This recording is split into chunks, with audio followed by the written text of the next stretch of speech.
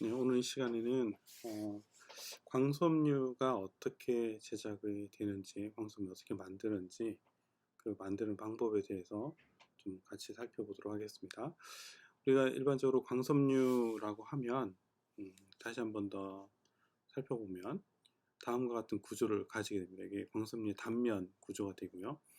이런 지금 보시는 대로 이렇게 색깔이 있는 건 아니고요. 이 색깔은 이제 편의상 그 각각의 서로 다른 영역을 표시해 주기 위해서 이렇게 색깔을 표시를 했습니다. 그리고 여기 보시면 제일 안쪽에 작은 원은 광섬유의 코어라고 하는 이름이 가지고 있는 부분이고요. 여기가 이제 우리가 앞에 살펴본 대로 빛이 진행해 가는 부분이 되겠습니다. 일반적으로 광섬유의 코어는 8에서 10 마이크로미터의 광섬유 코어를 가지고요. 코어의 직경을 가지고요. 이 광섬유 코어를 둘러싸고 있는 이 부분, 노란색 이 부분을 클레딩이라고 합니다. 클레딩. 그래서 클레딩은 통신에서 사용하는 광섬유 같은 경우 보통 125 마이크로미터로 표준화되어 있습니다. 표준화되어 있다는 얘기는 전 세계 어느 회사에서든 간에 광통신에 사용하는 광섬유인 경우는 125 마이크로미터의 광섬유 직경을 가지고 가진 광섬유를 제작을 해서 판매를 해야 됩니다. 그렇지 않으면 판매 자체가 안 되는 거죠. 자, 이 광섬유를 이렇게 작은 광섬유가 만들어졌을 때 이것이 쉽게 부러지기 때문에 유리로 되어서 쉽게 부러지기 때문에 이것을 보호해주기 위해서 폴리머 코팅이 되어 있습니다. 이게 초록색 부분이 폴리머 코팅 부분이고요. 일반적으로 폴리머 코팅을 하고 나면 직경이 대략 한 250 마이크로미터 정도 됩니다. 250 마이크로미터 되고 이 코팅은 일반적으로 두 층으로 이루어집니다. 그래서 지금 여기는 이제 코팅이 하나로 보여지겠지만 여기 한 절반 정도는 반을 나눠서 각각 서로 다른 재질의 폴리머 코팅이 됩니다. 일반적으로 안쪽에 광섬유 유리와 밀착해 있는 이 부분의 그 코팅은 소프트 코팅이라 그래서 아주 부드러운 폴리머로 코팅이 되고요. 바깥쪽에 있는 부분은 2차 코팅 부분은 딱딱한 하드 코팅으로 되어 있습니다. 그래서 외부에서 오는 충격을 지켜주기 위해서 딱딱하게 되어 있고 안쪽은 유리를 지켜주기 위해서 그 스폰지 같은 좀 푹신푹신한 그런 재질의 폴리머 코팅이 되는 거죠. 이렇게 코팅이 되면 이 코팅은 어떤 역할을 해주냐면 이런 광섬유가 쉽게 깨지지 않고 이게 구부려도 깨지지 않도록 해주는 역할을 주로 하지만 일반적으로 이제 바깥에서 물이라든지 또 충격이라든지 이런 게 왔을 때 이걸 보호해주는 또 외부의 어떤 그 케미칼들, 그러니까 화학적인 어떤 부분들이 들어오지 않도록 막아주는 역할을 해주는 것이 폴리머 코팅이라고 보시면 됩니다. 또 이것을 이제 보호해주기 위해서 이제 버프 튜브가 있는데 이것이 한 1mm 정도 되는 튜브가 됩니다. 튜브가 이렇게 되어 있고요.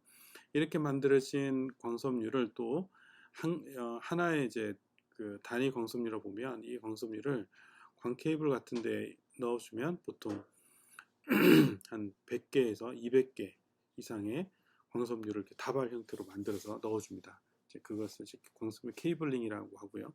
그것은 이제 다른 수업에서 이제 살펴보도록 하겠습니다. 자, 이쪽 왼쪽을 살펴보면 이 이쪽 Y축이 반경이고요. 그리고 이쪽 축이 굴절률입니다. 그래서 이쪽으로 갈수록 굴절이 큰 것을 뜻하고요. 광섬유 코어 부분의 굴절률은 N1, 클레드 부분의 굴절률은 N2로 코어가 클레드보다 굴절률이 크죠. 보통 한 0.3% 정도 됩니다. 그래서 굴절 차가 우리가 봐서는 그렇게 크지 않지만 빛이 느끼기에는 큰 굴절 차로 느끼는 거죠. 그래서 전반사 조건을 만족시키는 굴절률을 가지게 됩니다. 앞에서 살펴봤지만 코어의 굴절률이 클레드의 굴절보다 커야지 전반사 Total Internal Reflection 되고요. 그래서 거기서 이제 인터널 리플렉션 조건이 코어의 굴절률이 클레드 굴절률이 큰 것이 인터널 리플렉션의 조건이 되는 거죠. 그 중에서 모든 빛을 반사시키는 크리티컬 앵글 조건을 만족시키는 것이 전반사 조건이 되겠습니다. 자, 이렇게 생긴 광섬유를 이제 어떻게 제작을 하는가라는 거죠. 제작하는 방식을 좀 살펴보면 이제 여러 가지 제작 방법 중에 첫 번째로 outside vapor deposition, 그래서 줄여서 OVD라고 부릅니다. OVD, outside vapor deposition, 바깥쪽에서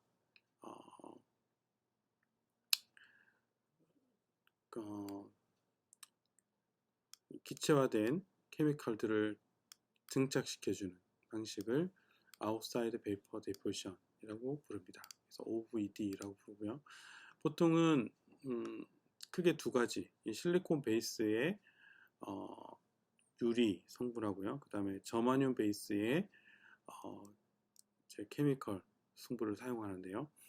여기가 지금 실리카 이게 클로라이드라고 하는 건데요. 이게 지금 가스 상태로 SiCl4의 가스 상태가 존재합니다. 이 가스가 O2 산소를 만나면, 그리고 그냥 단순히 산소를 만나는 뿐만 아니라 여기에 열이 가해지면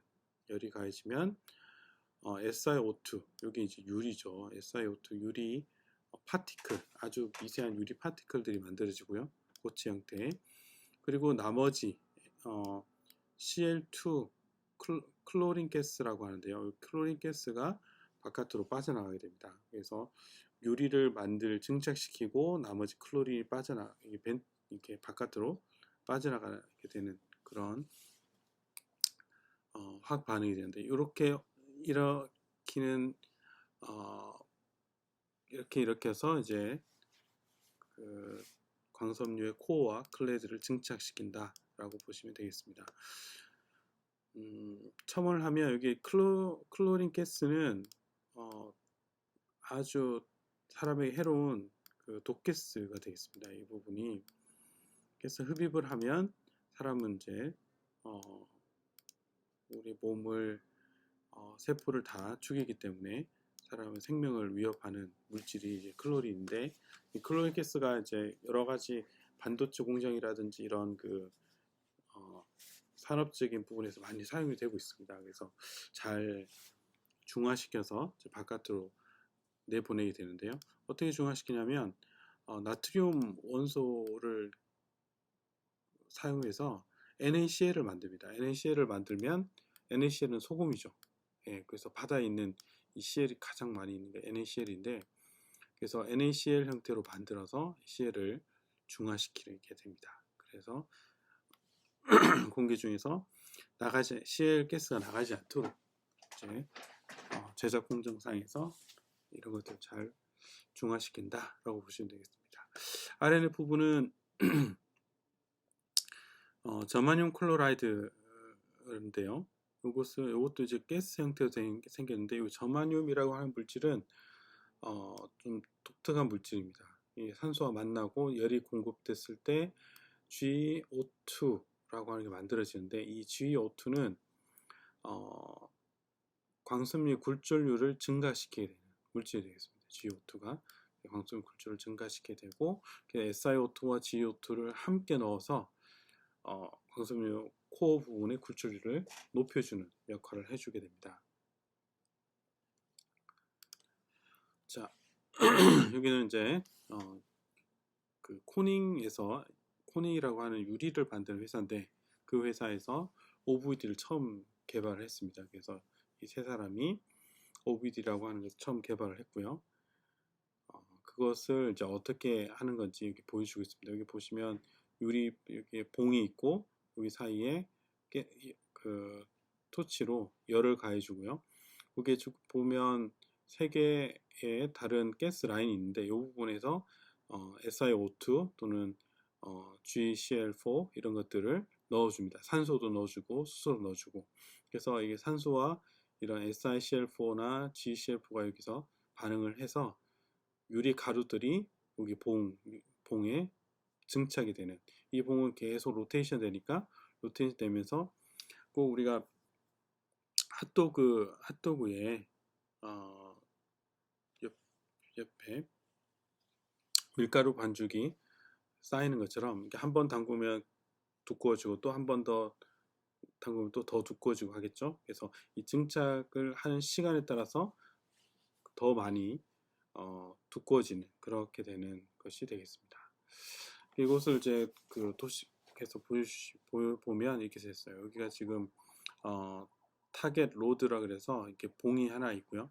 이 봉이 로테이션을 하는 동안 토치에서 케미칼 반응들을 일으키고요.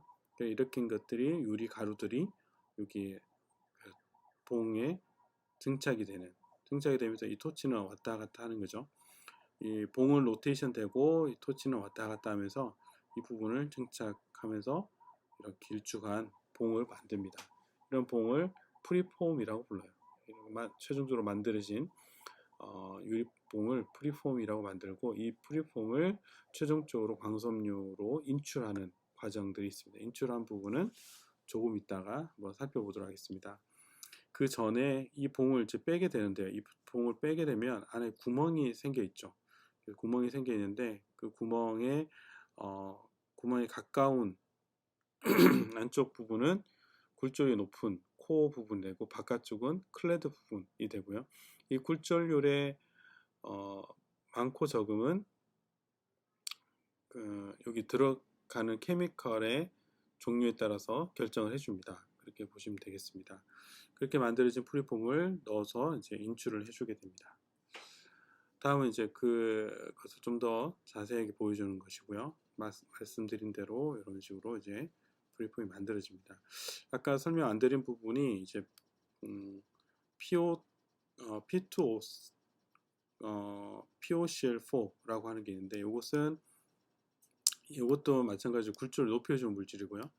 BCl4라고 하는 이것은 굴절을 낮춰주는 물질입니다. 그래서 높여주는 물질과 낮춰주는 물질을 적당히 사용해서 이미 어떤 그 인덱스 모양을 만들 수 있는 거죠.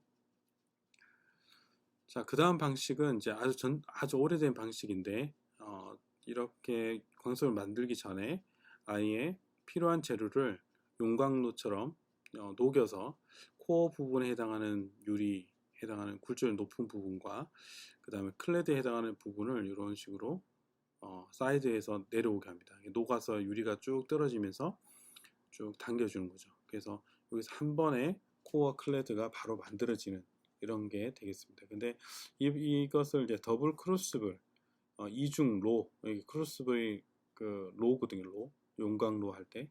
그래서 두 개의 로가 있는, 하나, 두 개의 로가 있는 테크닉이다, 기술이다라고 해서 더블 크루시블 방법인데, 이것은 이제 지금 최근에 광섬유를 만드는 방식은 아닙니다. 그래서 특수 광섬유를 만들 때 이런 이런 방식을 사용하기도 하는데, 그래서 아주 오래된 방식이다라고 생각하시면 되겠습니다. 그 다음에 VAD라고 하는 방식이 있고요. VAD는 Vertical Axial Deposition 방식이고요. 여기 보시는 대로 이런 식으로 이제 데포지션 하는데, 여기 코어를 증착시키는 버너하고 클레드를 증착시키는 버너, 두 개의 버너가 있습니다. 그래서 센터에는 코어가 증착이 되고 클레드 부분, 이게 사이드에는 클레드가 증착이 돼요. 그리고 증착되면서 이것이 쭉 위쪽으로 올라가면서 증착이 되는데, 이것은 뭘 생각하시면 되냐면, 우리 동굴에서 보면 이렇게 그 종류석 같은 것들이 쭉 이렇게 자라죠. 고드름이 자라는 것처럼. 고드름이 자라는 것처럼 처음에는 작았는데 그것이 계속 그 물이 떨어지면서 유리가 되어가면서 점점점 고드름이 커지는 것 같은 그런 방식이 되겠습니다. 그래서 이게 크게 만들어서 하나의 프리폼이 만들어지게 되고요. 그렇게 만들어진 프리폼은 이제 광섬 드링을 통해서 또 광섬유로 제작이 되겠죠. 그 다음 방식은 MCVD라고 하는 건데요. Modified Chemical Vapor Deposition 이라고 합니다. 그래서 이것은 튜브 안에 증착시키는 방식이에요. 아까 두 가지 종류는 튜브 바깥쪽, 그러니까 튜브가 아니라 바깥쪽에 증착, outside vapor deposition, outside에서 deposition 하는 거라면 이건 inside deposition입니다. 그래서 튜브 안쪽에 증착시키는 방식이고요. 튜브 안에 케미컬 넣어주고 바깥쪽에서 불을 토치로 대주고 그것이 튜브 안쪽에 이렇게 증착이 되어가는 과정이 되겠습니다. 그래서 유리 튜브를 사용한다라고 보시면 되고요. 이게 이제 그 MCVD 장비가 되고요. 이쪽에서 케미칼들이 들어오고 튜브 안쪽으로 들어와서 반대쪽에서 빠져나갑니다.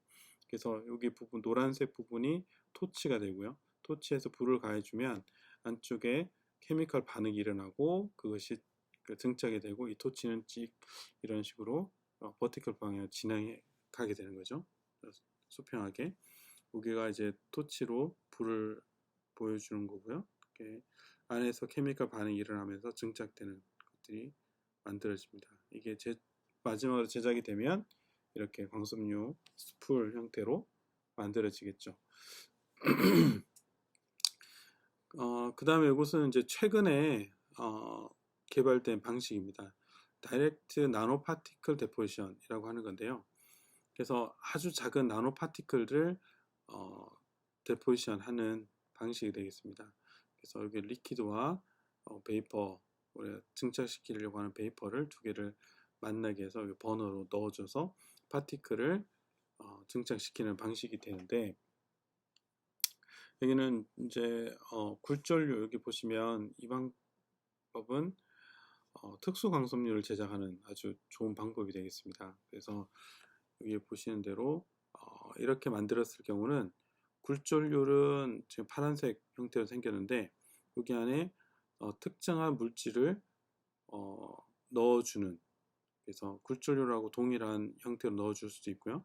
굴전류는 이렇게 사각 형태로 생겼는데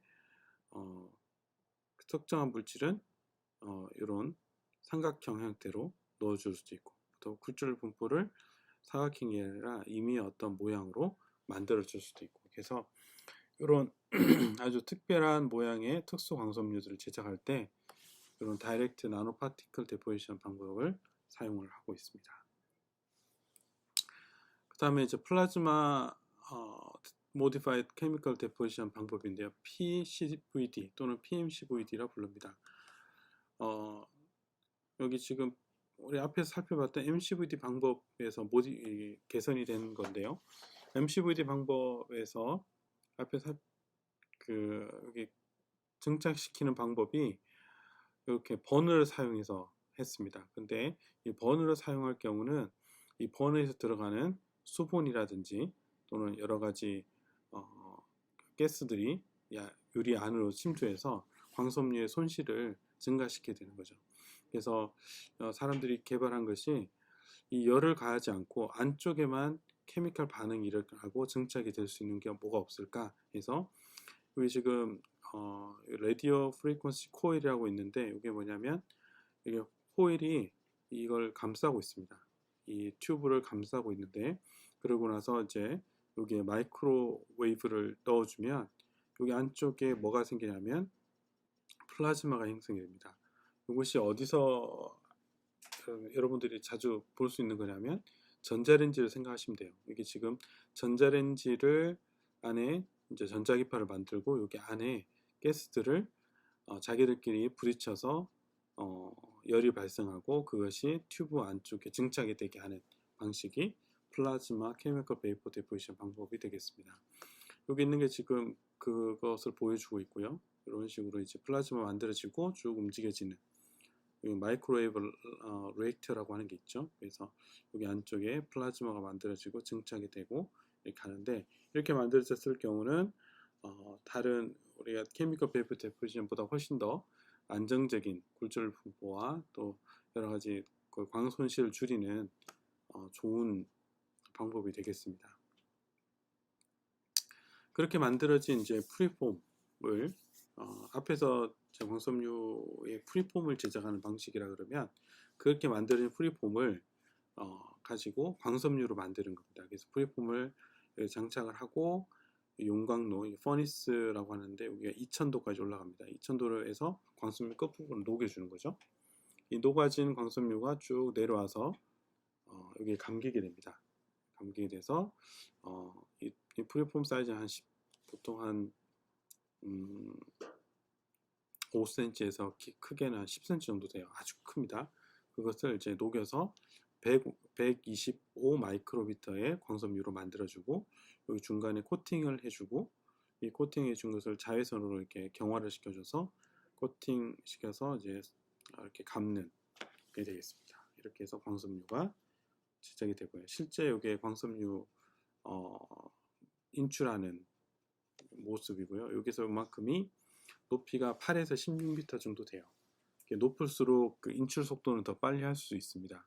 그리고 여기 이제 프리폼이 정착이 되고 퍼니스가 여기 있고요. 그 다음에 여기가 이제 멜팅 부분이라 그러면 여기 이제 쿨링을 시켜주는 이렇게 바로 나오는 광섬유도 거의 한 그 200~300도 이상 돼요. 그래서 아주 높기 때문에 이걸 여기에 이제 쿨링을 시켜주고요. 그 다음에 이제 코팅을 해주는 장치가 있습니다. 1차 코팅, 2차 코팅. 아까 설명드렸던 1차 소프트한 코팅과 하드한 코팅을 이제 동시에 이루어지죠. 그렇게 해서 캡스톤이라고 하는 것에서 이제 다 잡아당겨지고요. 그런 다음에 이렇게 스프레 최종적으로 완성이 되는 게 되겠습니다. 자, 이렇게 해서 이제 광섬유 제작 방법에 대해서 설명을 드렸습니다. 그래서 이제 광섬유 어떻게 제작되는지는 이제 여러분들이 충분히 이해하셨으리라고 생각이 됩니다. 다시 한번 영상 보시면서 자세하게 이제 누구한테 이제 설명할 수 있을 정도로 여러분들이 이해를 하시면 좋겠습니다. 자, 오늘 강의는 여기서 마치도록 하겠습니다.